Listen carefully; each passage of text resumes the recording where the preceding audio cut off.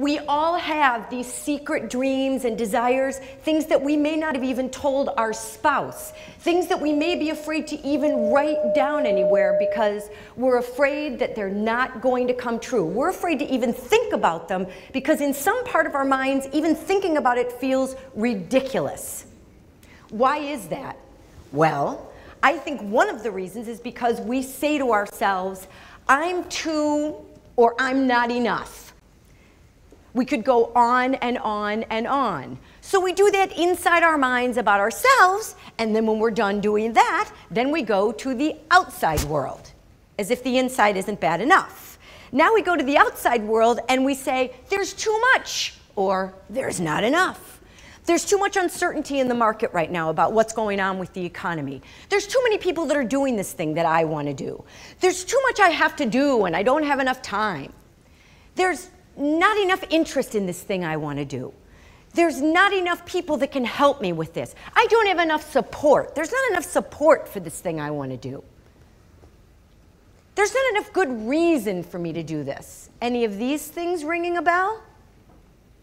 These are the things that play in our minds, that start clouding over our dreams, this thing we want to do that seems so unattainable. Julia Child started cooking at 47. 47, she began cooking. Her television show started when she was 50 years old. So anybody in the room who wrote down, I'm too old, sorry, not working. Here's my favorite, Abraham Lincoln. This guy had nothing going for him. First of all, he's what my daughter would call unfortunate looking.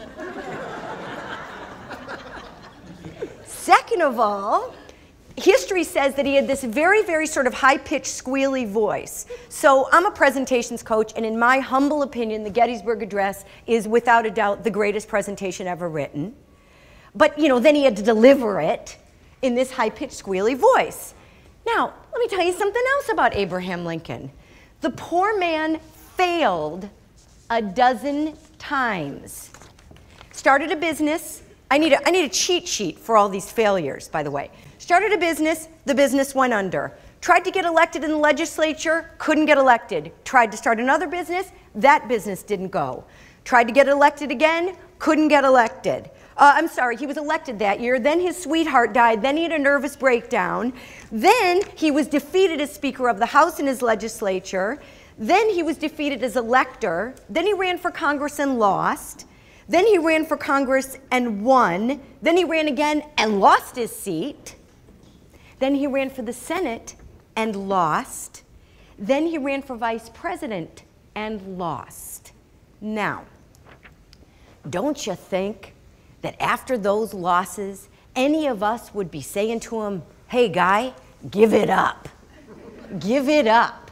And don't you think that he would kind of be saying to the universe, okay, I get the message. Me, government, not a match. And then he was elected president. And thank heavens, because where would this country be without Abraham Lincoln? 12 failures, and he went on to be one of the greatest presidents this country has ever seen. Did you get everything written down? Because now what you have in front of you is solid, irrefutable evidence of who you are, what you have accomplished,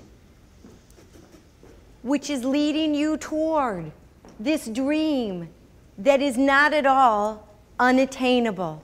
It is right there, and I would bet that when you look at the things you wrote down that you are and that you've done, they're walking you toward this dream that you really want to attain. I want to say to you now what I said to the Butler Business School students years ago. You are the master of your own destiny. You can do anything you set your mind to. You will accomplish great things. And what you need to do now is take a deep breath, throw your shoulders back, and say to the world, I am, I can, I will. And I would like to say to you, go get 'em. Thank you for having me.